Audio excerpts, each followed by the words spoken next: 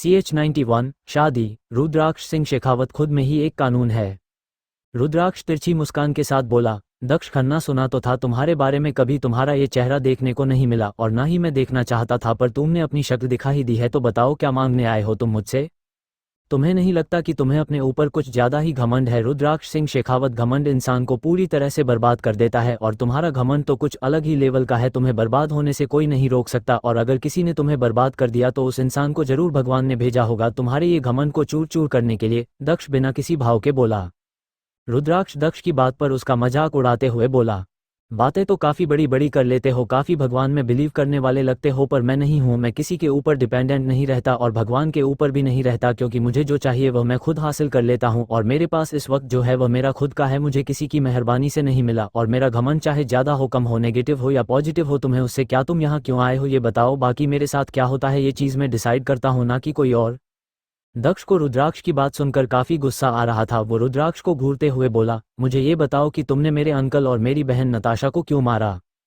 क्या तुमने यहाँ आने से पहले ये रिसर्च नहीं करा या इन्फॉर्मेशन नहीं निकाली कि तुम्हारी बहन और अंकल ने मेरी बीवी के साथ क्या करने की कोशिश की थी? मेरे बच्चे को जान से मार दिया। तुमने कभी सुना नहीं है क्या कि half knowledge is a poison? हमेशा पूरा नॉलेज रखना चाहिए किसी भी बात का। रुद्राक्ष बिना किसी पछतावे के बोला, जैसे उसे उन दोनों को मारने में कोई पछतावा ही नहीं हो रहा हो और एक्चुअली में उसे सच में कोई पछतावा नहीं था। दक्ष रुद्राक्ष को घूरते हुए बोला, मुझे सब पता है कि उन्होंने क्या किया था क्या नहीं, पर तुम उन्हें सजा दे सकते थे, पुलिस के पास ले जा सकते थे, पर नहीं, तुमने उन्हें अपने आप से सजा देना सही समझा। तुमने उन्हें जान से मार दिया, जो चीज़ मैं बिल्कुल बर्दाश्त नहीं करूंगा, और ऊपर से तुमने उनका सारा बिजनेस भी अपने अंदर करवा लिया। मुझे मेरे अंकल का सारा बिजनेस वापस चाहिए, दैट्स इट। CH92 रुद्राक्ष सिंह शेखावत खुद में ही एक कानून है। मुझे किसी को कहीं और ले जाकर सजा देने की जरूरत नहीं है और तुम मुझे यहाँ अपने अंकल के बिजनेस की भीख मांगने आए हो। अच्छी बात है, भीख मांगने भी चाहिए। रुद्राक्ष सिंह शेखावत बहुत बड़ा आदमी है, वो तुम्हें बहुत कुछ दे सकता है, पर ऐसे नहीं। अच्छे से मेरे पैरों में पड़ो, अपना सर झुको और अपनी नाक रगड़ो, तब मैं सोचता हूँ कि मुझे तुम्हें वह सारी चीज़ लौटना है कि नहीं। रुद्राक्ष घमंडी आवाज में मुस्कुराते हुए बोला, तुम्हें तो मैं छोड़ूंगा नहीं। दक्ष अपने चेहरे से खड़ा होकर रुद्राक्ष का कॉलर पकड़ने के लिए आगे बढ़ता है, पर उससे पहले ही श्री और रॉकी दोनों ही दक्ष को पकड़ लेते हैं। रुद्राक्ष उसे घूरते हुए बोला, जाओ इसे लेकर यहाँ से और ध्यान रखना कि आइंदा से कभी हमारी कंपनी में ना आ पाए। वह दोनों रुद्राक्ष को वहां से लेकर बाहर की तरफ जाने लगते हैं। दक्ष गुस्से से बोला, लीव मी, और वह अपने आप को उन दोनों से छुड़ाकर रुद्राक्ष को घूरते हुए बोला, ये तुमने सही नहीं किया रुद्राक्ष सिंह शेखावत, अब तुम देखोगे मैं तुम्हारे साथ क्या करता हूँ। इतना कहकर दक्ष एक मिस्टीरियस स्माइल के साथ रुद्राक्ष को देखते हुए रुद्राक्ष के केबिन से एटीट्यूड के साथ बाहर निकल जाता है। आफ्टरनून टाइम, रौद्र मैंशन। ख्वाहिश सोकर उठी थी, वह फ्रेश होकर नीचे आती है तो देखती है कि इस वक्त हॉल में मंडली जमी हुई थी। अर्थ आदित्य, कबीर, आरुषि, नीति, कृष्णा और नम्रता जी आए हुए थे और वह सब बैठे हुए थे। नीति और आरुषि सबको नाश्ता सर्व कर रहे थे। वो लोग जब ख्वाहिश को देखते हैं तो खुश हो जाते हैं और ख्वाहिश के पास जाकर उसे कसके गले लगने लगते हैं। ख्वाहिश सबको लोगों को वहां देखकर खुश भी थी और हैरान थी। आदित्य ख्वाहिश को कस के गले लगाकर बोला, वेलकम होम भाभी, हम बहुत खुश है कि आप वापस आ गए। हम भी आदि भैया, आप लोग कैसे हैं सब? ख्वाहिश आदित्य से दूर होकर उसे देखकर बोली। कबीर ख्वाहिश से बोला, हम सब तो ठीक है, पर तुम्हें देखकर लग रहा है कि तुम बहुत खुश हो, अच्छी बात है। अब बताओ तुम्हारा और रुद्राक्ष का हनीमून कैसा रहा? तुम्हें आइलैंड पसंद आया? ख्वाहिश उसकी बात सुनकर हल्की सी शाय हो जाती है। वह धीरे से बोली, सब अच्छा था, हमें घूमने में बहुत मजा आया और वहां पर वह होटल जो रुद्राक्ष ने बनाई थी और वह घर जहां गए थे वह सब बहुत अच्छा था। हम सभी जाएंगे साथ में इस बार में घूमने में, ओके? ख्वाहिश की बात सुनकर बस मुस्कुराते हुए हाँ कहते हैं नम्रता जी बस ख्वाहिश को ही देख रही थी, वो कुछ बोल नहीं रही थी। ख्वाहिश नम्रता जी को देखकर कंफ्यूजन में बोली, ये कौन है? आदित्य नम्रता जी के कंधे में अपना हाथ डालकर बोला, ये है नम्रता सिंह, हमारी होने वाली माँ और आपके होने वाली सासू माँ।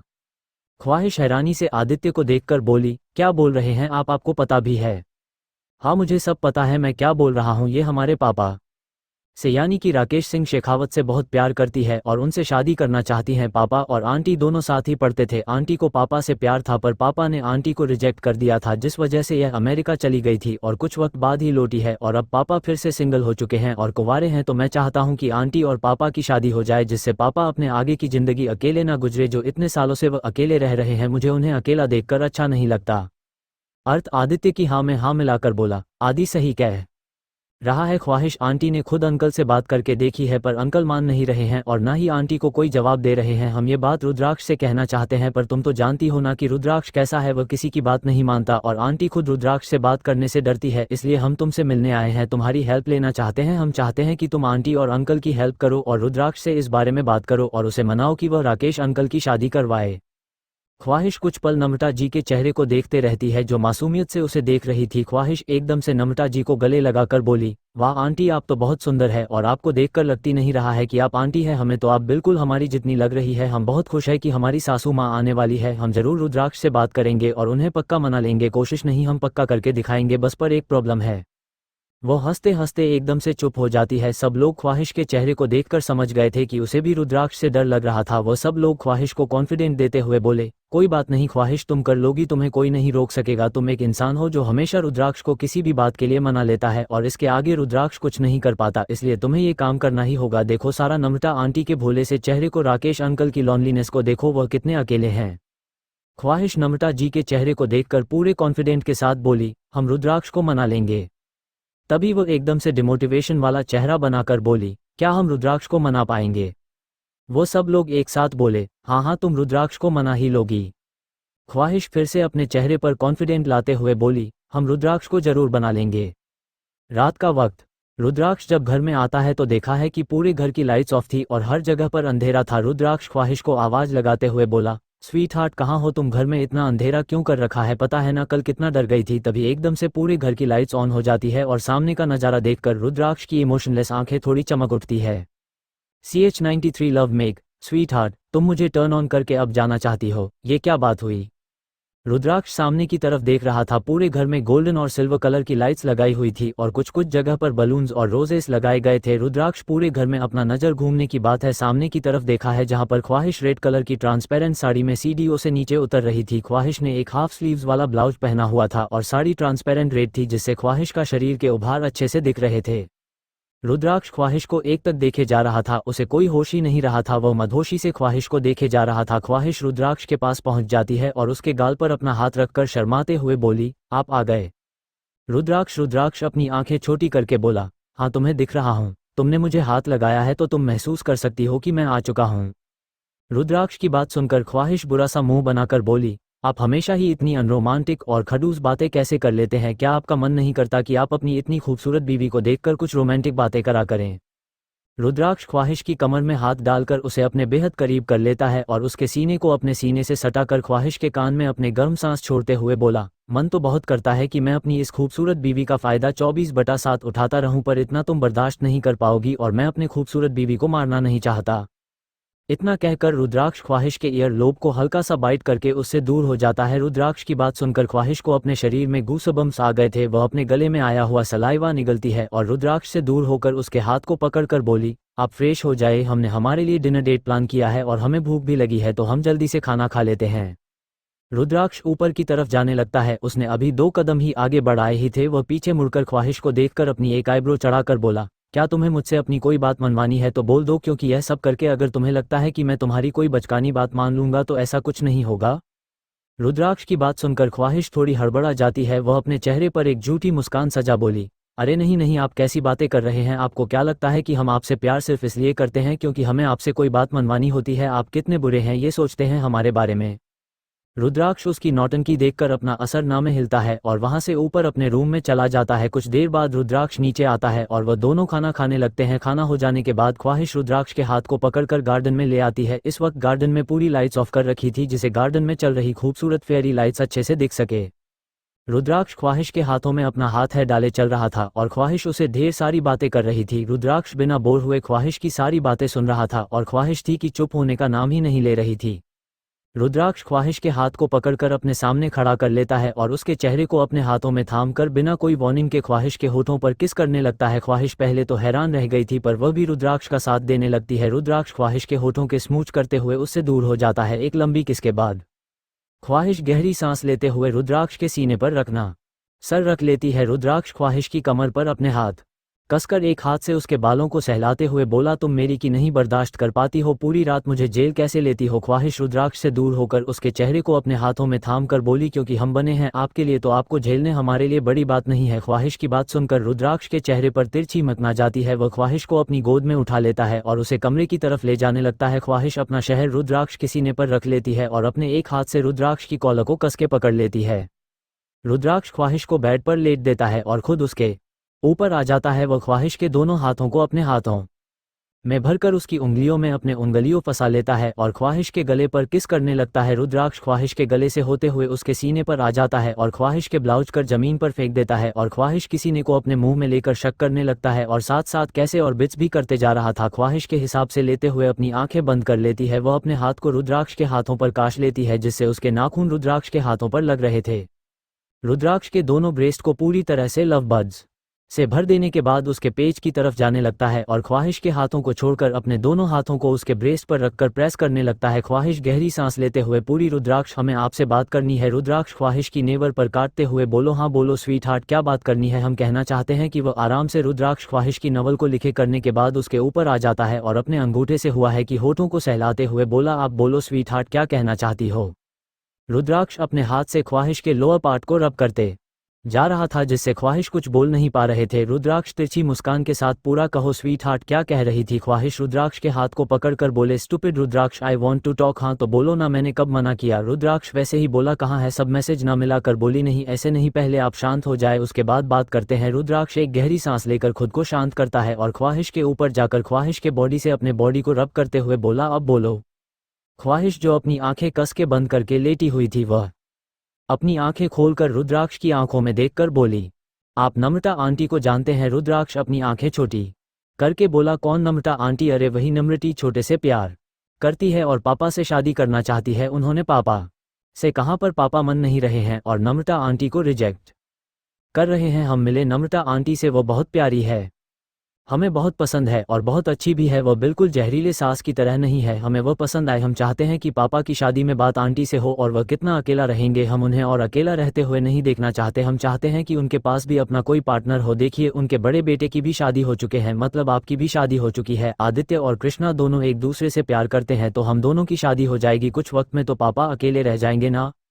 रुद्राक्ष अपनी एक आईब्रो चढ़ाकर बोला, अच्छा मेरे घर न रहने पर यह सब हो रहा है। मुझे तो पता ही नहीं था कि आदित्य और कृष्णा दोनों एक दूसरे से प्यार करते हैं और कोई नम्रता आंटी है जो पापा से प्यार करती है और उनसे शादी करना चाहती है और उन्होंने पापा को शादी के लिए प्रपोज किया है और पापा ने रिजेक्ट कर दिया। वह मेरे बीच में चाहिए, सब हो रहा है, दैट्स गुड। ख्वाहिश रुद्राक्ष के गले में अपने हाथ डालकर उसे बहलाते हुए बोले, प्लीज आप पापा से कहिए क्यों नम्रती से शादी कर ले। पूरी समरा लोग तो लड़की भगाकर शादी कर ले, पापा को तो फिर भी सामने से लड़की मिल रही है। प्लीज आप पापा से कहे कि वह शादी कर ले। ओके रुद्राक्ष ख्वाहिश से बोला, और तुम्हें ऐसा क्यों लगता है कि मैं ये सब करूंगा। एक मिनट, कहीं नहीं, तुम नहीं, ये सारी प्लानिंग इसलिए तो नहीं की क्योंकि तुम मुझे मना सको, इस बात के लिए चाहिए। और मुझे आपकी शक्ल देखकर लग रहा है कि आप मान चुके हैं और मैं खुश हूँ। थैंक यू, आप मान गए, अब हो गया सब कुछ। आप मुझे छोड़िए, हम काफी थक गए हैं, चलिए हटिए। स्वीट हार्ट, तुम मुझे टर्न ऑन करके अब जाना चाहती हो, ये क्या बात हुई। रुद्राक्ष का इसको अपने नीचे तो बस देता है और उसके होठों पर किस करते हुए बोला, वह ख्वाहिश के अंदर बिना किसी वार्निंग से इंटर कर देता है। इसकी एक चीज निकल जाती है और रुद्राक्ष उसके साथ आगे बढ़ जाता है। CH94, मेरी स्वीट हार्ट को वो औरत पसंद, सो आपको उससे शादी करनी ही पड़ेगी। अगली सुबह रुद्राक्ष अपने स्टडी रूम में बैठा हुआ था और अपने तब में कुछ देख रहा था। उसने अपने कानों में ईयरपॉड्स लगाए हुए थे और वो कुछ बोल भी रहा था। ख्वाहिश, जिसकी नींद अभी खुली थी, वो फ्रेश होकर रुद्राक्ष को पूरे घर में ढूंढते हुए स्टडी रूम में आ गई थी। वो देखती है कि रुद्राक्ष टैब में देखकर कुछ बोल रहा था। ख्वाहिश अपनी आंखें बड़ी करके हैरानी से बोली, क्या ये इंसान अपने पापा की शादी की बात सुनकर पागल हो गया है माता रानी, हमें नहीं पता था कि ऐसा कुछ होगा। अगर पता होता तो हम इन्हें बताते ही नहीं, सीधा इन्हें पापा और सासू माँ की शादी दिखाते, जिससे इनकी याददाश्त चली जाती। फिर हम इन्हें एक सॉफ्ट आदमी बना देते जो खड़ूस और घमंडी ना हो। इतना कहकर वो अंदर ही अंदर शैतानों की तरह हंसने लगती है। वो खुद के ख्याली पुआलों से बाहर आती है और वापस से रुद्राक्ष की तरफ देखने लगती है, जो अभी भी अपने काम में बिजी था। शायद वो किसी मीटिंग में था। ख्वाहिश बिना कुछ देखे सीधा रुद्राक्ष की गोद में चढ़कर बैठ जाती है और उसके गले में अपनी बाहें डालकर उसके गाल पर एक जोरदार किस कर लेती है और मुस्कुराते हुए बोली, रुद्राक्ष रुद्राक्ष अपनी आंखें छोटी करके ख्वाहिश की सारी हरकतों को देख रहा था। ख्वाहिश मुस्कुराते हुए उसे ही देख रही थी। वो जब रुद्राक्ष की नज़रों को देखती है तो रुद्राक्ष अपनी आंखों से उसे टैब की तरफ देखने को कहता है। ख्वाहिश अब टैब में देखती है तो पाती है कि रुद्राक्ष कुछ फॉरेनर्स के साथ कॉन्फ्रेंस मीटिंग में था। ये देखकर ख्वाहिश जल्दी से रुद्राक्ष के सीने में अपना सर छुपा लेती है। रुद्राक्ष बिना आगे मीटिंग चलाए या बिना कुछ बोले सीधा मीटिंग एंड कर देता है और ख्वाहिश को अपनी गोद में ठीक से बिठाकर उसकी पीठ को सहला कर बोला, क्या बात थी जो जरा वेट नहीं कर पाई और डोर पर खड़ी खड़ी क्या ड्रामे कर रही थी। रुद्राक्ष की बात सुनकर ख्वाहिश उसके सीने से अपना सिर निकालकर हैरानी से रुद्राक्ष को देखते हुए बोली, क्या आपको पता था कि हम दरवाजे पर खड़े थे। रुद्राक्ष ख्वाहिश के बालों को उसके कान के पीछे करते हुए बोला, क्या तुम्हें लगता है कि मैं इतना स्टूपिड हूं कि तुम्हारी आवाज़ और तुम्हारे हरकतें ना देख सकूं। दरवाज़ा खुला था, तुम सामने खड़ी थी तो दिखती ही नॉर्मल सी बात है। और वैसे भी मैंने पहले भी तुमसे कहा था कि मैं तुम्हारी आहट से ही तुम्हें पहचान सकता हूं। तो मेरे आसपास आना हो तो सोच समझ कर आना, क्योंकि तुम्हें ना देखते हुए भी मैं तुम्हें पहचान लूंगा। ख्वाहिश रुद्राक्ष के माथे पर आए हुए बालों से अपनी उंगलियों से खेलते हुए बोली, अच्छा इसका मतलब हमें आपके सामने सोच समझ कर आना होगा, है ना। रुद्राक्ष उसके हाथ को अपने हाथ में पकड़कर उसकी हथेली पर किस करके बोला, अब बताओ यहाँ आने की वजह। यह वही है जो हम आपको रात को कह रहे थे, आप पापा जी और नम्रता आंटी की शादी के बारे में पापा जी से बात करें, क्योंकि वह आपकी वजह से ही मना कर रहे हैं। हमें पता है, आप पापा जी से कहिए कि शादी के लिए हाँ कह दे, ख्वाहिश बोली। रुद्राक्ष अपनी एक आईब्रो चढ़ाकर बोला, और ऐसा किसने कहा कि मैंने शादी के लिए डैड को मना किया है। हमें पता है आपने ही मना किया होगा, ख्वाहिश बुरा सा मुंह बनाकर बोली। नहीं, ऐसा नहीं है, मैंने डैड को कभी दूसरी शादी करने से मना नहीं किया। यह उनकी पसंद है, वह अगर किसी को पसंद करते हैं, अपनी ज़िंदगी उसके साथ बिताना चाहते हैं तो वह कर सकते हैं, मैं उन्हें नहीं रोक रहा। और उन्होंने कभी मुझसे इस बारे में बात नहीं की, अगर कह देते तो मैं खुद उनकी शादी करवा देता। अच्छी बात है वह औरत को भूलकर अपनी ज़िंदगी में आगे बढ़ सके। रुद्राक्ष के मुंह से सपना जी का जीकर सुनकर ख्वाहिश थोड़ी निराश हो जाती है। रुद्राक्ष ख्वाहिश के निराश चेहरे को देखकर बोला, तुम इन सारे बातों पर ध्यान मत दो और चिल करो। ख्वाहिश रुद्राक्ष के चेहरे को अपने हाथों में भरकर बोली, रुद्राक्ष हम काफ़ी वक्त से आपसे एक बात कहना चाह रहे थे पर वह हम कह नहीं पा रहे थे। आप पुराना माने तो हम वो बात कहते हैं। रुद्राक्ष ख्वाहिश के सॉफ्ट होठों को अपनी उंगलियों से छूते हुए बोला, हाँ बोलो स्वीट हार्ट, मैं कभी भी तुम्हारी बात का बुरा नहीं मान सकता। ख्वाहिश कुछ देर रुद्राक्ष को घूरने के बाद उसकी उंगलियों को अपने होठों से हटती है और उसके दोनों हाथों को अपने हाथों में पकड़कर उसके सीने पर अपना सिर रखकर बोली, रुद्राक्ष प्यार करने पर हमारा जोर नहीं होता। हमारा दिल किसी को पसंद करता है तो हमेशा बस उसे ही पसंद करता रहता है, और किसी को अपने जीवन साथी के रूप में नहीं पसंद करता तो हमेशा नहीं पसंद करता। और कोई भी लड़की है वैसे इंसान के साथ नहीं रह सकती जिससे वह उसे तरह से प्यार नहीं करती। आप समझ रहे मैं क्या कह रही हूँ। हाँ, तुम एक सो कॉल्ड औरत की सो कॉल्ड मिस्टेक को डिफेंस कर रही हो, रुद्राक्ष बिना किसी भाव के बोला। ख्वाहिश अपनी आंखें बंद करके गहरी सांस लेकर बोली, एक बात बताइए, क्या आप हमारे सिवा किसी और लड़की के साथ रह सकते हैं, वो भी बिना प्यार के। रुद्राक्ष बिना किसी भाव के सीधा सा जवाब देता है, नहीं मैं तुम्हारे साथ हूं क्योंकि तुमसे प्यार करता हूं, वरना नहीं होता। CH-95 ख्वाहिश उसके गालों पर अपने दांतों से हल्का सा काटकर बोली, हम भी वही कह रहे हैं कि कोई लड़की या आदमी ऐसे इंसान के साथ नहीं रह सकता जिससे वह प्यार नहीं करता होता है। कोई अपने इकलौती जिंदगी के साथ समझौता तो नहीं कर सकता ना, और वह प्यार है। प्यार में सही गलत नहीं देखता कोई, प्यार में हमें बस उसे इंसान का प्यार दिखता है और वह इंसान दिखता है जिसके लिए हम इस पूरी दुनिया से लड़ जाने के लिए तैयार रहते हैं। रुद्राक्ष कहीं ना कहीं ख्वाहिश की बात समझ रहा था। वह बिना किसी भाव के उसको देखता है, वो उसके सर को पकड़कर अपने सीने पर रख देता है और उसके सर को सहलाते हुए बोला, मैं इस बारे में बात नहीं करना चाहता स्वीट हार्ट, और अच्छा रहेगा कि तुम भी मत करो। जो चीज़ जैसे चल रही है उसे वैसे चलने दो, मुझे उस औरत से कोई फर्क नहीं पड़ता, और जैसा कि तुमने कहा मैं डैड से शादी की बात जरूर करूंगा। ख्वाहिश खुशी से रुद्राक्ष को गले लगाकर बोली, धन्यवाद, बहुत बहुत धन्यवाद। रुद्राक्ष बिना किसी भाव के उसके होठों को अपने होठों के बीच दबाकर उसे किस करने लगता है और ख्वाहिश भी रुद्राक्ष के बालों में अपना हाथ चलाते हुए उसका साथ देने लगती है। शेखावत इंडस्ट्रीज। रुद्राक्ष अपने केबिन में बैठा हुआ था और बिना किसी भाव के अपने सामने बैठे हुए इंसान को लगातार देखे जा रहा था। राकेश जी रुद्राक्ष के घूरने से इरिटेट हो रहे थे। वो चीढ़कर बोले, अब क्या है, ऐसे क्यों घूर रहे हो, मैं तुम्हारी बीवी ख्वाहिश नहीं हूं, समझे। रुद्राक्ष बिना किसी भाव के बोला, मैंने कहा आपको उस नम्रता सिंह से शादी करनी पड़ेगी, मैंने उसके बारे में पता लगाया है, मैंने उसकी पूरी हिस्ट्री जानी है। She is a good lady और वह आपके लिए लॉयल भी है। अमेरिका जाने के बाद भी आपके ना रहने पर भी वो आपके लिए लॉयल थी, जिससे साफ पता चलता है कि वह एक लॉयल वाइफ बनेगी और आप एक रॉयल वाइफ डिजर्व करते हैं जो आपको अभी तक नहीं मिली। राकेश जी थोड़ी निराशा से बोले, रुद्राक्ष ऐसी बात मत करो प्लीज़, मुझे पता है तुम्हें सबका कर सीधा सपना को टारगेट करते हो और मुझे यह नहीं पसंद। और मुझे भी यह नहीं पसंद कि आप बार बार उसे औरत की साइड लेते रहते हैं। यह मेरा फाइनल सीजन है, आप नम्रता सिंह से शादी कर रहे हैं और मेरी स्वीट हार्ट को वह औरत बहुत पसंद है, तो आपको उससे शादी करनी ही पड़ेगी। और प्यार का क्या है, वह तो शादी के बाद हो ही जाएगा। और आपकी आंखों में देखकर भी लगता है कि आपको उस औरत से एक अलग सा अट्रैक्शन है जो बहुत जल्दी प्यार में बदल जाएगा। CH96 रुद्राक्ष की बेशर्मी, कल रात आपने हमें कितना लेट सोने दिया। रात का वक्त, हॉस्पिटल। रुद्राक्ष, राकेश जी और कबीर तीनों ही नम्रता जी के केबिन में बैठे हुए थे। रुद्राक्ष राकेश जी की देख रहा था और राकेश जी नम्रता जी को। कबीर, उन तीनों को नम्रता जी ने रुद्राक्ष के डर से अपना सिर झुका लिया था क्योंकि उन्हें रुद्राक्ष के सामने थोड़ा डर लग रहा था। कबीर चीढ़ कर बोला, अरे कोई कुछ बोलो यार, ये गुटा गूं शो की तरह सब लोग गूंगे होकर एक दूसरे को एक्सप्रेशंस दे रहे हो। कबीर की नज़र रुद्राक्ष पर जाती है जो उसे ही घूर रहा था, तो वो एक झूठी मुस्कान के साथ चुप हो जाता है। रुद्राक्ष अपनी नज़र घुमाकर नम्रता जी को देखकर अपनी गहरी आवाज में बोला, काफी डेयरिंग है आप तो, फिर ऐसे चुपचाप क्यों बैठी है, कुछ बोलिए, क्योंकि मेरा बाप तो कुछ बोलने से रहा। राकेश जी घूरकर रुद्राक्ष की तरफ देखते हैं पर रुद्राक्ष उन्हें इग्नोर मार देता है। राकेश जी रुद्राक्ष को घूरते हुए बोला, क्यों नहीं बोलूंगा, जरूर बोलूंगा, और मैंने सोच लिया है मैं नम्रता से शादी करूंगा, क्योंकि कब तक ऐसे बेचारी कुंवारी रहकर उसका दोषी मुझे ठहराती रहेगी और मेरे सर पाप मरती रहेगी। राकेश जी की बात सुनकर नम्रता जी और रुद्राक्ष उन्हें घूरने लगते हैं तो राकेश उन सभी को अपने दांत दिखा देते हैं। कबीर झुककर रुद्राक्ष के कान में बोला, देख तो सही तेरा बाप कितना बड़ा वह है, अपनी चूल छुपाने के लिए आंटी का नाम ले रहा है। रुद्राक्ष कबीर की तरफ बिना देखे कबीर के चेहरे को अपने हाथ से अपने कान के पास से दूर धकेल देता है, जिससे कबीर जो वहीं पर चेयर पर बैठा था वो धक्का लगने की वजह से चेयर से नीचे गिर जाता है और उसकी कमर में चोट आ जाती है। वह जोर से बोला, हाय मार डाला रे, बेरहम आदमी मार डाला। नम्रता आंटी जल्दी से मेरी कमर चेक करें, कहीं टूट तो नहीं गई। नम्रता जी अपने चेयर से खड़ी होने लगती है तो रुद्राक्ष अपने हाथ से उसे बैठने के लिए इशारा करता है। रुद्राक्ष का इशारा पाकर नम्रता जी कबीर को बेचारी नजरों से देखते हुए वहीं बैठ जाती है। कबीर अभी भी जमीन पर पड़ा ओवर एक्टिंग कर रहा था, तभी दरवाजा खोलकर ख्वाहिश, अर्थ, आरुषि, आदित्य, कृष्ण और नीति अंदर आ जाते हैं। कबीर दरवाजे के पास ही पड़ा हुआ था और अपनी कमर को पकड़ के लेटा हुआ था, तभी जोर से दरवाजा खुलता है। वो दरवाजा सीधा कबीर के सर पर लगता है जिसके उसकी एक चीख निकल जाती है। वो एक हाथ से अपने कमर और एक हाथ से अपने माथे को पकड़कर बोला, कौन है बे अंधा जिसने सिर फोड़ दिया, एक ने कमर तोड़ती, एक ने सिर फोड़ दिया, और कोई बाकी मत रहो सालों, सब लोग मिलकर मुझे मार दो। अर्थ और बाकी सबकी नज़र जब कबीर पर जाती है तो अर्थ चौंक कर कबीर को अजीब नज़रों से देखकर बोला, तू ये जमीन पर क्यों लेट हुआ है, क्या तेरे बाप ने तुझे घर से निकाल दिया।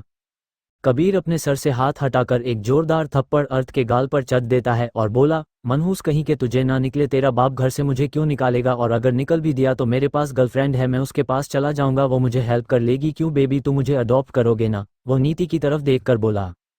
नीति अपनी आंखें रोल करके बोली, जब तुम्हें तुम्हारा डैड घर से बाहर निकाल देंगे इसका मतलब तुम किसी काम के नहीं हो, निकम्मे हो एक नंबर के, इसलिए मैं तुम्हें अडॉप्ट नहीं करने वाली, चले जाना किसी अनाथ आश्रम में। इतना कहकर वह उसे इग्नोर करके नम्रता जी के पास चली जाती है और अर्थ जोर जोर से कबीर की हालत पर हंसने लगता है। कबीर उसे गुस्से से घूर रहा था, वह उसे एक धक्का मारता है जिससे अर्थ जो पंजों के बल बैठा हुआ था वो सीधा जमीन पर गिर जाता है और उसका सर रुद्राक्ष की मूविंग चेयर के हैंडल के साथ टकरा जाता है।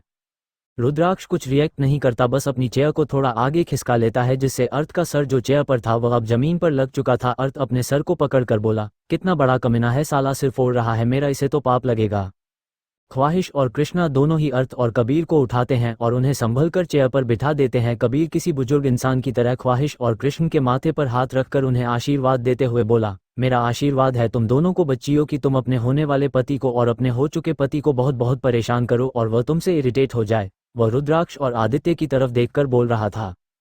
रुद्राक्ष धीरे से बोला, कोई कसर तो छोड़ नहीं रखी है उसने परेशान करने में, और यह ऊपर से अलग आशीर्वाद दे रहा है, बेवकूफ। 2 दिन बाद, आज से नम्रता जी और राकेश जी के शादी के फंक्शन शुरू हो रहे हैं। आज मेहंदी, हल्दी और संगीत का फंक्शन साथ ही रखा गया था और कल शादी थी। शादी फिलहाल के लिए सिर्फ घर के लोगों के बीच ही हो रहे थे, बस कुछ रिलेटिव्स और कुछ करीबी बिजनेसमैन, सिर्फ उनके अलावा और कोई और नहीं आने वाला था और ना ही मीडिया को बुलाया गया था। रुद्राक्ष ने साफ मना किया था। रुद्राक्ष चाहता था कि मीडिया इंटरेक्शन शादी के बाद हो, जो सवाल पूछने वो लोग तभी पूछ लेंगे, क्योंकि शादी में उसे किस तरह का डिस्टर्बेंस या प्रॉब्लम नहीं चाहिए थी। सुबह का वक्त था और इस वक्त सुबह के 7 बजे बज रहे थे। हल्दी का मुहूर्त 10 बजे का था। रुद्राक्ष जो कब का जाग चुका था वो इस वक्त बाहर का डेकोरेशन और सिक्योरिटी देखने गया था। उसने इस वक्त एक ब्लैक कलर की शर्ट और ब्लैक कलर की पैंट पहनी हुई थी, उसके बाल मैसी थे और अपने हाथ में बस एक एक्सपेंसिव वॉच पहन रखी थी और कुछ नहीं, वो इस सिंपल लुक में बहुत अट्रैक्टिव और हैंडसम लग रहा था। वो रूम में आकर देखा है तो ख्वाहिश अभी भी सो रही थी। वो अपना सरनामे हिलाकर ख्वाहिश के पास जाता है और उसे अपनी बाहों में भर लेता है, पर ख्वाहिश अभी भी हिल भी नहीं रही थी। रुद्राक्ष अपनी आंखें चढ़ा लेता है और बोला, ये लड़की कितना सोती है, पता नहीं किसी को इतनी नींद आ भी कैसे सकती है।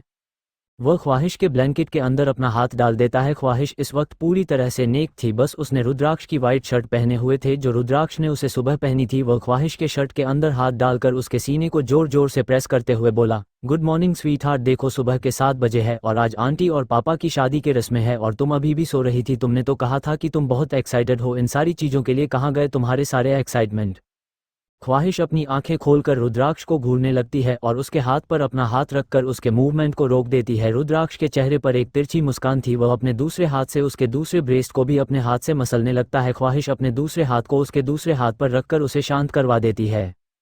ख्वाहिश रुद्राक्ष के दोनों हाथों को अपने सीने से हटाते हुए बोली, छोड़िए हमें बेशर्म कहीं के, जब देखो तब शुरू हो जाते हो। और कल रात आपने हमें कितना लेट सोने दिया, सुबह 4 बजे सोए थे हम और 7 बजे जगा रहे हो, कितने बुरे हो आप। आपको पता है हमें बहुत नींद आती है, फिर भी आपने कल रात हमें कितना परेशान किया और अभी जागने के लिए कह रहे हो। जाए, हमें आपसे बात नहीं करनी, हमें बिल्कुल नहीं पसंद कोई हमारी नींद डिस्टर्ब करता है तो आप रोज रात को भी हमें डिस्टर्ब करते हैं सोने में और अभी भी कर रहे हैं।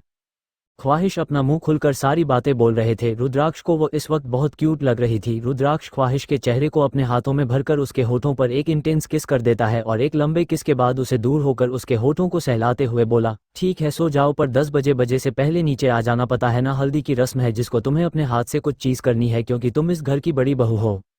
ख्वाहिश अपना सरनामे हिलाकर बोली, नहीं हम खुद से नहीं आएंगे, आप 8:30 बजे हमें जगाने के लिए आ जाना, हम जाग जाएंगे और रेडी होकर नीचे जाएंगे। अगर आप नहीं आए तो हम सोते ही रहेंगे और कोई और हमें जगा भी नहीं पाएगा, आपको पता है ना।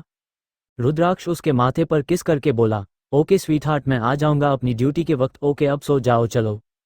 वो ख्वाहिश के सिर को सहलाने लगता है। कुछ ही पलों में ख्वाहिश फिर से सो गई थी। रुद्राक्ष उसके हुए हुए मासूम चेहरे को देखने के बाद फाइल लेकर स्टडी रूम में चला जाता है। वो सब स्टडी रूम का नज़ारा देखा है तो उसकी आंखें छोटी हो जाती है और गुस्से से भर जाती है। CH97, you always force me to make love with you sweetheart, हल्दी की रस्म। रुद्राक्ष स्टडी रूम के पास पहुंचता है तो देखता है कि स्टडी रूम का दरवाजा पहले से ही खुला था। वह बिना किसी भाव की दरवाजा खोल के अंदर जाता है तो अंदर का नज़ारा देखकर उसकी आंखें गुस्से से भर जाती है क्योंकि अंदर आदित्य, कबीर और अर्थ तीनों ही थे। अर्थ कबीर और आदित्य को देख रहा था और हंस रहा था। आदित्य और कबीर दोनों ही बुरी तरह से लड़ रहे थे जैसे वह दोनों कोई छोटे बच्चे हो। उन तीनों का ध्यान अभी तक रुद्राक्ष के ऊपर नहीं गया था। रुद्राक्ष चिल्लाकर बोला, what the hell is going on. Rudraksh दहाड़ सुनकर वो तीनों चौंक कर डोर की तरफ देखते हैं जहां पर रुद्राक्ष खड़ा था। वो तीनों ही डर के मारे चुपचाप खड़े हो जाते हैं। रुद्राक्ष अपने पूरे स्टडी रूम में नज़र दो डाटा है तो पूरा रूम खराब था। जगह जगह पर कितने और फाइल्स बिखरी पड़ी थी, कॉफ़ी टेबल टूट चुका था और सारी जगह पर कांच बिखरा हुआ था। रुद्राक्ष उन तीनों को अपने ब्लड रेड आइज के साथ घूरते हुए बोला, क्लीन द रूम नाउ। अर्थ अपने डर को छुपा कर बोला, भाई इसके लिए सर्वेंट्स है, उसे बुला लेते हैं, वो कर देंगे। क्यों, ये सब सर्वेंट्स ने खराब किया है, जो वो लोग साफ करेंगे ये सब तुम तीनों ही करोगे, वो भी अभी। रुद्राक्ष उन तीनों से अपनी सर्द आवाज में बोला। वो तीनों ही आगे कुछ नहीं कहते और काम करने लग जाते हैं और धीरे धीरे रुद्राक्ष को कोसते भी जा रहे थे। रुद्राक्ष वही सोफे पर बैठा हुआ, उसने उन लोगों को आवाज करने से साफ मना किया था, इसलिए वो लोग शांति से काम कर रहे थे।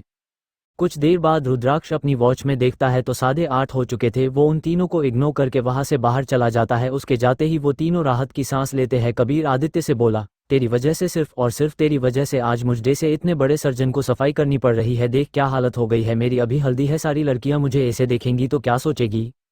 अर्थ उसके मुंह पर जादू मारते हुए बोला, चुप हो जा, तुम दोनों के ये फालतू लड़ाई की वजह से ही आज हमें ये सफाई करनी पड़ी। आदित्य सोफे पर लगभग गिरते हुए बोला, जो भी हो पर थैंक गॉड की रूम साफ हो गया, वरना भाई हो हमें फंक्शन में भी नहीं जाने देता। रूहिश का रूम। रुद्राक्ष ने ख्वाहिश को उठाकर वॉशरूम में भेज दिया था और ख्वाहिश फ्रेश हो रही थी। रुद्राक्ष ख्वाहिश के कपड़े और ज्वेलरीज को बेड पर रख रहा था। ख्वाहिश कुछ वक्त में बाहर आती है। उसने इस वक्त सिर्फ टॉवल लपेट रखा था और उसके लंबे गीले बाल खुले छोड़े हुए थे जिससे उसमें हल्का पानी टपक रहा था।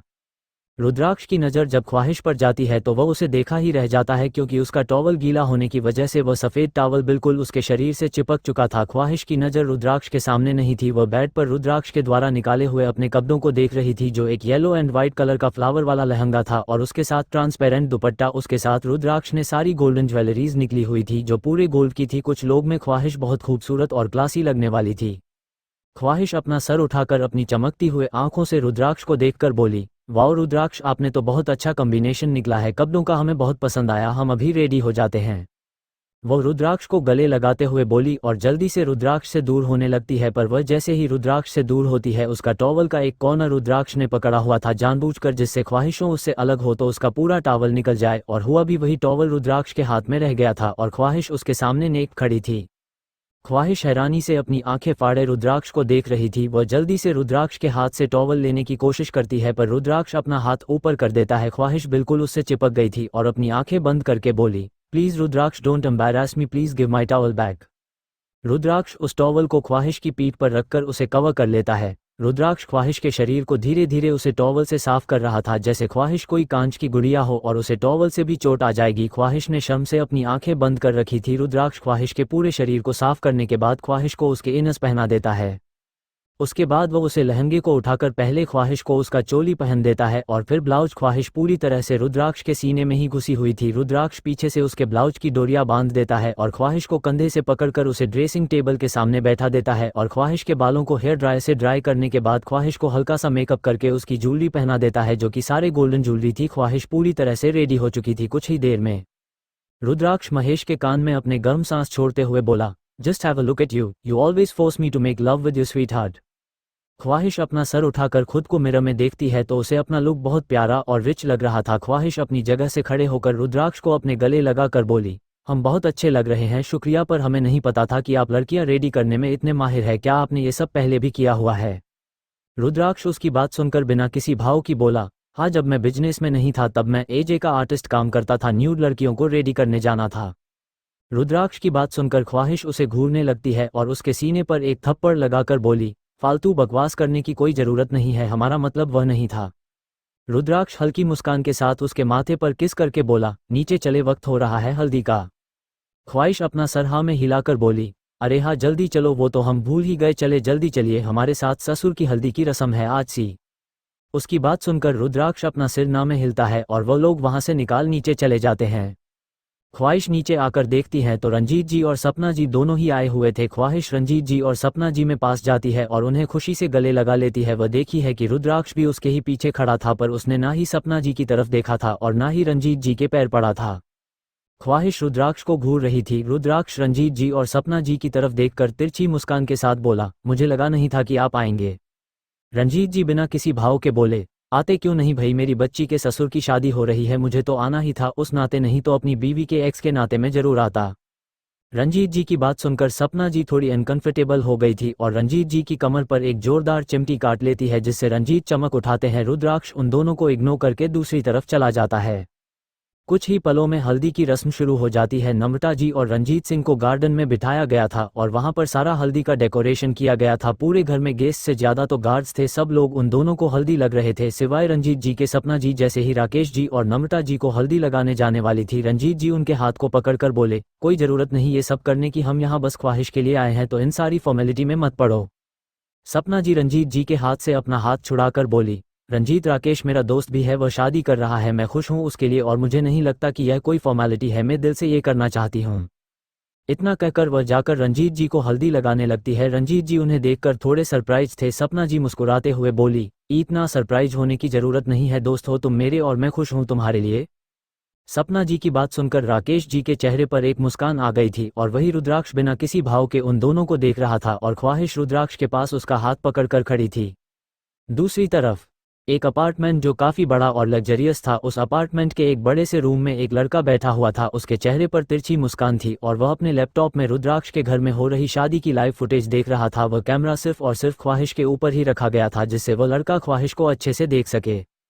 वह लड़का स्क्रीन पर ख्वाहिश के बदन पर अपना हाथ घुमाते हुए बोला, क्या खूबसूरती दी है भगवान ने तुम्हें, और ये सिर्फ मेरी हो सकती है, ये रुद्राक्ष सिंह शेखावत कभी तुम्हारी कदर नहीं करेगा जान, तुम्हें मेरे पास आना होगा और मैं तुम्हें बहुत जल्द अपना बना लूंगा, बस ये शादी हो जाए और इसी शादी में करूंगा मैं एक बड़ा सा धमाका, जिससे कि रुद्राक्ष सिंह शेखावत ये भूल जाए कि इस दुनिया में सबसे ज्यादा पावरफुल और चालक बस वही है, क्योंकि उसका पाला आज तक मुझसे नहीं पड़ा था, इसलिए वह इस गलतफहमी में था, पर अब मैं आ गया हूँ उसकी टक्कर में और मुझे कोई नहीं हरा सकता, मेरी जान तुम बस मेरी होकर रहोगे। मैं CH98 तुम्हें अपने अंदर गहराई से उतरना चाहता हूँ स्वीट हार्ट।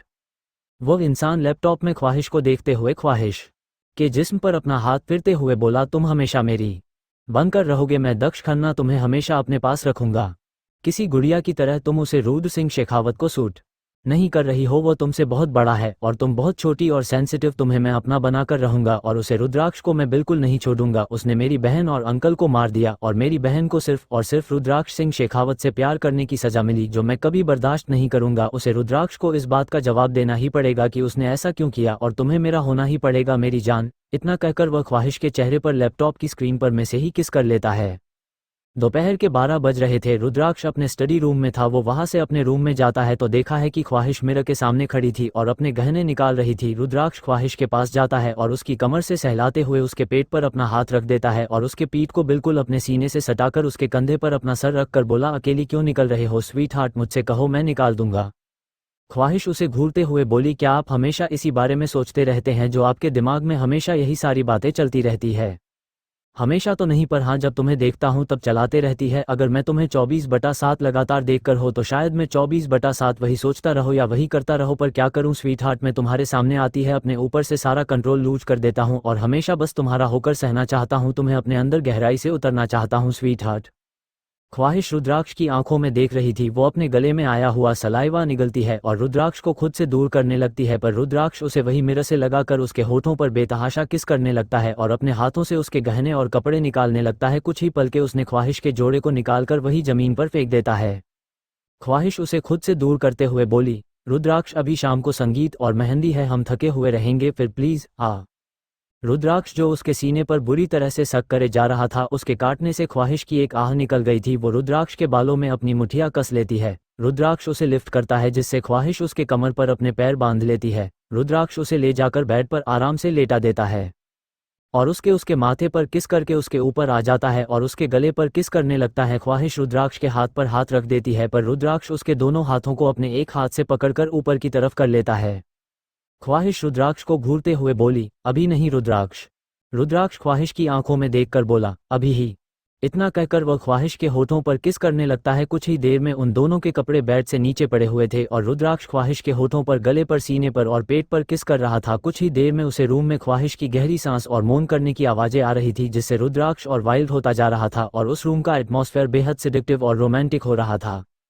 CH99 बोले चूड़ियां, बोले कंगना, ख्वाहिश गायब है। कबीर का बैंड बजा। शाम का वक्त था। शाम के 6 बज रहे थे। मेहंदी शाम 7 बजे से शुरू होने वाली थी और संगीत का फंक्शन है 9 बजे से स्टार्ट होने वाला था। फिलहाल के लिए खाना पीना सब हो रहा था। रुद्राक्ष फंक्शन की सारी चीज देख रहा था। उसने इस वक्त एक डार्क ब्लू कलर का बिजनेस सूट पहना हुआ था, हमेशा की तरह, जिसमें वो बहुत हैंडसम और अट्रैक्टिव लग रहा था। उसके बाद सलीके से सेट किए हुए थे। उसके हाथ में एक एक्सपेंसिव वॉच था और एक्सपेंसिव शूज। उसका लुक सिंपल बट एलिगेंट और एक्सपेंसिव था। गेस्ट की सारी जितनी भी लड़कियां और औरतों से वह सब बस रुद्राक्ष को ही देख रहे थे। रुद्राक्ष सबको इग्नोर करके अपने कदम बाहर की तरफ बढ़ा देता है। श्री रुद्राक्ष को वहां देखकर उसके पास जाता है और उसके सामने अपना सिर झुकाकर बोला, everything is all right boss. Rudraksh बस उसके कंधे पर हाथ रख देता है और एक नज़र बाहर की तरफ डालने के बाद वापस अंदर चला जाता है। वह देखता है कि हाल में सपना जी और रंजीत जी बैठे कुछ बातें कर रहे थे और उनके पीछे अर्थ और कबीर और आदित्य तीनों है कुछ दूरी पर खड़े थे और हंस रहे थे। रुद्राक्ष जब उन तीनों को देखा है तो समझ जाता है कि जरूरत तीनों के बीच में कोई ना कोई खिचड़ी पक रही है। वह अपनी आंखें छोटे करे कुछ पल उन लोगों को घूरने लगता है।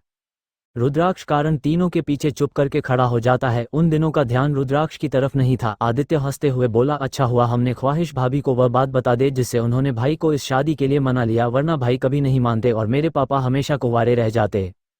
अर्थ उसके कंधे पर अपना हाथ रखते हुए बोला, बिल्कुल सही कहा यार, तेरे भाई को मनाना मतलब शेर के मुंह में हाथ उठाना, और पता नहीं बेचारे पास ने क्या किया होगा जिससे वो खून का प्यासा शेर मान गया होगा। कबीर उन दोनों की बातें सुन रहा था। वह अपनी रबड़ी खा जाने के बाद हंसते हुए बोला, क्या ही किया होगा, खून के प्यासे शेर को ख्वाहिश ने खून नहीं पिलाया होगा और क्या। इतना कहकर वह हंसने लगता है। आदित्य और अर्थो उसे घूरने लगते हैं। वह कबीर को जैसे ही कुछ कहने वाले थे उन दोनों की नज़र रुद्राक्ष पर जाती है। रुद्राक्ष उन दोनों को अपनी आंखों से चुप रहने का इशारा करता है तो वह दोनों भी कबीर की मजे लेने लगते हैं और हंसते हुए चुप हो जाते हैं। कबीर उन दोनों को चुप देखकर बोला, ऐसे चुप क्यों हो गए तुम दोनों, क्या तुमने कहीं रुद्राक्ष को देख लिया? तुम लोग भी ना रुद्राक्ष से बहुत डरते हो। इतना भी डरने की जरूरत नहीं है, वह हमारा कुछ नहीं बिगाड़ सकता और मुझे तो उसे डर भी नहीं लगता। मैं तो बस उसकी रिस्पेक्ट करता हूँ क्योंकि वह मुझे 6 महीने बाद है और अपने से बड़ों की तो रिस्पेक्ट करने ही चाहिए। कबीर बड़े बड़े फेंकते हुए बोला। आदित्य उसे जैसे ही बताने वाला था अर्थ आदित्य को रोककर कबीर से बोल तो तुझे क्या लगता है, क्या तुझे सच में रुद्राक्ष डर नहीं लगता? सोच ले भाई, अगर यह बात रुद्राक्ष को पता चल गई तो तुझे पता है ना क्या होगा, वह तुझे उल्टा लटका देगा या फिर क्या पता मगर बच्चों को खिला देगा। मैंने देखा है वह कैसे लोगों को ले जाकर बड़े बड़े एलिगेटर्स को खिला देता है भाई। उसके पास एक पूरा लेक है जिसमें वह बड़े बड़े खूंखार मगरमच्छों को रखता है और उसे जो इंसान नहीं पसंद होता उसे खिला देता है। कबीर चौक आपका रबड़ी और रसगुल्ला गुलाब जामुन जैसे मीठी चीजें खाया जा रहा था। वह एक रसगुल्ला की प्लेट को खाते हुए बोला, नहीं पाए, मैं उसे रुद्राक्ष से बिल्कुल नहीं डरता, एक बार सामने आ जाए तो उसे बता दूंगा। आदित्य अर्थ के कान में धीरे से बोल, क्या इसे मिठाइयाँ चल रही है? दारू की जगह इसने तो अभी तक दारू पिया भी नहीं है, सोचो अगर उसने दारू पी लिया तो इसका क्या होगा। आदित्य की तरफ देखकर एक आंख मार देता है तो आदित्य उसे अपनी आंखों से वह चीज करने के लिए मना करता है। अर्थ हंसते हुए या कबीर के हाथ को पकड़कर पीछे मोड़ देता है और बेला, ठीक है ले फिर तो जो तुझे पसंद है वह कर। रुद्राक्ष से सामने खड़ा है, सुनाओ उसे जो सुनना है और बताओ। उसकी तो उससे नहीं डरता और तो उसके एलिगेटर्स का खाना बनने के लिए तैयार है। कबीर जब रुद्राक्ष को अपने पीछे खड़ा देखा है तो वह डर जाता है और उसके हाथ से रसगुल्ले की प्लेट नीचे गिर जाती है। कबीर ने कदम पीछे लेते हुए बोला, भाई तू यहाँ क्या कर रहा है? तो बहुत अच्छा लग रहा है, वह ये कलर तेरे ऊपर बहुत अच्छा लग रहा है, तो हमेशा की तरह डरावना और हैंडसम लग रहा है। हाथ रुद्राक्ष कबीर को घूरते हुए बोला, meet me tomorrow at my office. इतना कहकर वह वहां से चला जाता है। कबीर पीछे मुड़कर अर्थ और आदित्य को लात घुसों से मारते हुए बोल, कमीनों, जब तुम्हें पता था कि रुद्राक्ष मेरे पीछे खड़ा हुआ है तब भी तुम लोगों ने मुझे नहीं बताया और मुझे उसे शेर का शिकार बनाने के लिए आगे कर दिया। भगवान तुम्हारे जैसे दोस्त किसी को ना दे, तुम लोगों के होते हुए किसी और को दुश्मनों की क्या जरूरत है। अब पता नहीं कल वह मुझे अपने ऑफिस में बुलवाकर क्या करेगा, कहीं मुझे अपने मगरमच्छों को ना खिला दे। रुद्राक्ष देखा है कि नम्रता जी और रंजीते जी को उनकी जगह पर बिठा दिया गया था और नम्रता जी का मेहंदी का फंक्शन शुरू हो चुका था और रंजीत जी कैसे बिजनेसमैन से बातें कर रहे थे। रंजीत जी ने एक गोल्डन कलर का शेरवानी पहन हुआ था जिसमें वो बहुत हैंडसम लग रहे थे, उनकी एज के मुकाबले वो काफी यंग लग रहे थे। रुद्राक्ष अपनी नज़र चारों तरफ घूमता है तो ख्वाहिश को ढूंढ रहा था। उसे ख्वाहिश का नहीं मिलना काफ़ी बेचैन कर रहा था क्योंकि उसे पता था कि ख्वाहिश उसके रूम में नहीं थी, ख्वाहिश नम्रता जी के साथ थी और नम्रता जी के साथ थी, इसका मतलब ख्वाहिश को भी यहीं कहीं होना चाहिए, पर वह यहाँ पर नहीं थी। रुद्राक्ष का चेहरा सर्द हो जाता है, वह जल्दी से सीसीटीवी रूम की तरफ जाने लगता है देखने के ख्वाहिश कहाँ है। तभी उसके कानों में गाने की आवाज़ पड़ती है। वह अपना सिर घुमाकर पीछे देखा है तो सामने खड़ी ख्वाहिश को देखकर उसकी आंखों में चमक आ जाती है।